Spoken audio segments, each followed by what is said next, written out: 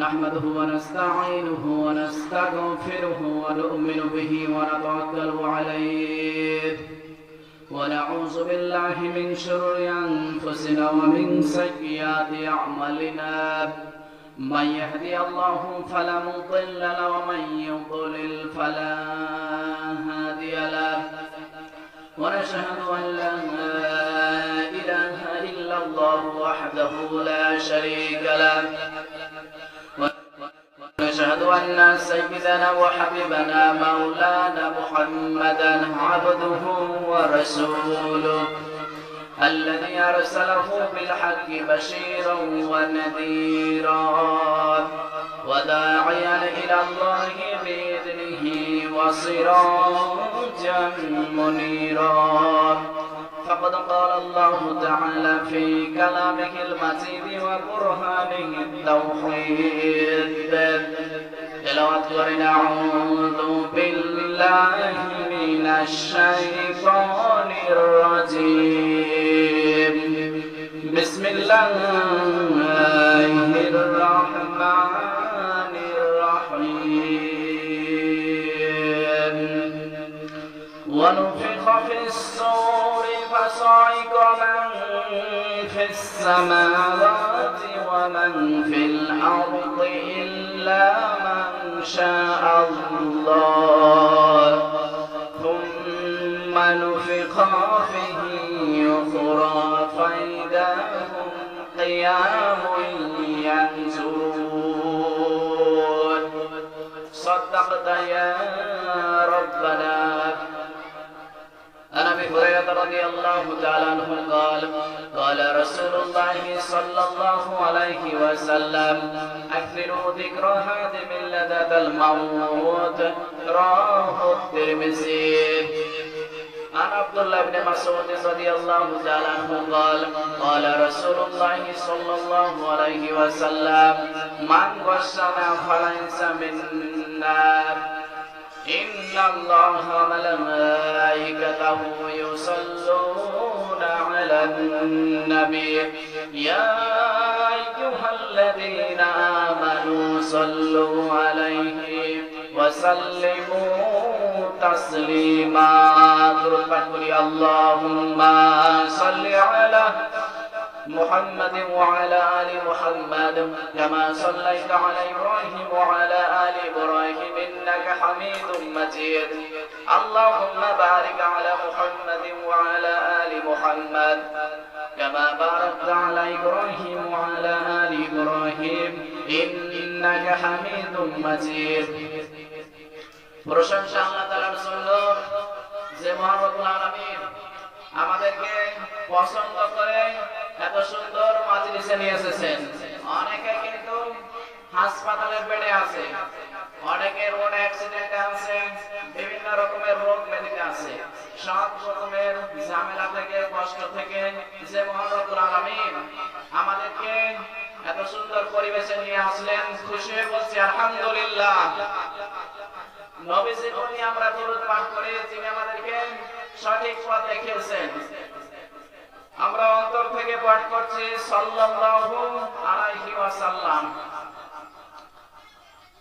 আল্লাহর নবীর হাদিস عن ابي هريره رضي الله تعالى عنه قال قال رسول الله صلى الله عليه وسلم اكثروا ذكر هادم لذة الموت. তিরমিজি শরীফের হাদিস। আল্লাহর নবী বলেন, জীবনে যা কিছু আছে, যত সুখ শান্তি আছে, সব কিছু কেড়ে নিবে, তার নাম হচ্ছে মৃত্যু। মরণ যখন চলে আসবে সব কিছু শেষ হয়ে যাবে। তিনটা জিনিস মানুষকে শান্তি দেয় না, থাকতে পারবে না ওই সময় শান্তিতে। এক নাম্বার হচ্ছে মৃত্যু অবস্থায়, দুই নাম্বার হচ্ছে অসুস্থতা, এরপরে মরণ। মরণ আমাদের আসবে, এটা আমাদেরকে বিশ্বাস রাখাই লাগবে। কুল্লু নাফসিন যায়িকাতুল মাউত, যে যার জীবন আছে তাকে মরা লাগবে একদিন। আল্লাহ রাব্বুল আলামিন বলেন কুল্লু মান আলাইহা ফান, সেদিন আমি সব কিছুকে লন্ডভন্ড করে দেব, শেষ করে দেব। রব্বুল আলামিন সূরা জুমারের 68 নম্বরে আল্লাহ দিয়েছেন ونفخ في الصور فصعق من في السماوات ومن في الأرض إلا من شاء الله ثم نفخ فيه أخرى فإذا هم قيام ينظرون جربنا الله أكبر রব্বুল আলামিন বলেন সেই দিন সব কিছুকে আমি লন্ডভন্ড করে দেব, শেষ করে দেব। যখন ইসরাফিল ফুৎকার দেবে সব কিছু শেষ হয়ে যাবে। এই পৃথিবীর ময়দানকে আপনি যতই সাজান না কেন, কিয়ামতের ওই কঠিন মুহূর্ত যখন চলে আসবে, আল্লাহ পাক বলবেন কুল্লু মান আলাইহা ফান, সব শেষ হয়ে যাবে। আপনি যতই সাজান না কেন, যতই বড় বড় বিল্ডিং করেন না কেন, কিচ্ছু কিন্তু থাকবে না। আজ আমরা পৃথিবীর ময়দানকে অনেকে অনেক ভাবে সাজিয়ে নিয়েছি, মনে করি অনেকদিন আমরা বেঁচে থাকবো। আপনি দেখেন যারা চেয়েছিল বেশি দিন বেঁচে থাকতে, তারা কিন্তু পারে নাই। নবী মুসাকে ডাকতে বলেছিল ওই সময় যে আপনি আমাকে বর্ণনা দেন জান্নাতের, আমি এই দুনিয়াতেই তা বানিয়ে ফেলবো। যত কিছু পেয়েছে এই দুনিয়ার ভিতরে সোনা রূপা জরুরত সব কিছু দিয়েছে, জান্নাত বানিয়েছে। দুনিয়ার ভিতরে যখন প্রবেশ করতে যাবে তখনই আল্লাহ মালাকুল মাউত পাঠিয়ে দিলেন। ইদা আজালিন করিব, ওই সময় আর সময় দেওয়া হবে না। যতই সে বলুক ফাসাদদাকা ওয়া কুম মিনাস সালিহিন, আমি ভালো হয়ে যাব, আল্লাহ পাক বলবেন না আর সময় দেওয়া যাবে না। এখন বলতেছে যে আমি ভালো হয়ে যাব, কিন্তু না, ওই সময় কিন্তু বলেছিল আমার আর একটু সময় দেন, আমি শুধু জান্নাতের ভিতর থেকে ঘুরে চলে আসব, আমার এই বানানো জান্নাত থেকে আমি ঘুরে চলে আসব। আল্লাহ কিন্তু 1 মিনিট আর সময় দেয় নাই। ওই সময় কি হবে? কিয়ামতের ভয়াবহ দৃশ্য যখন চলে আসবে, কুল্লু মান আলাইহা ফান, সব কিছু লন্ডভন্ড হয়ে যাবে। কিয়ামতের আগে জিবরাইল আমিন 10 বার আসবে দুনিয়াতে, আর 10টা জিনিস সাথে করে নিয়ে চলে আসবে।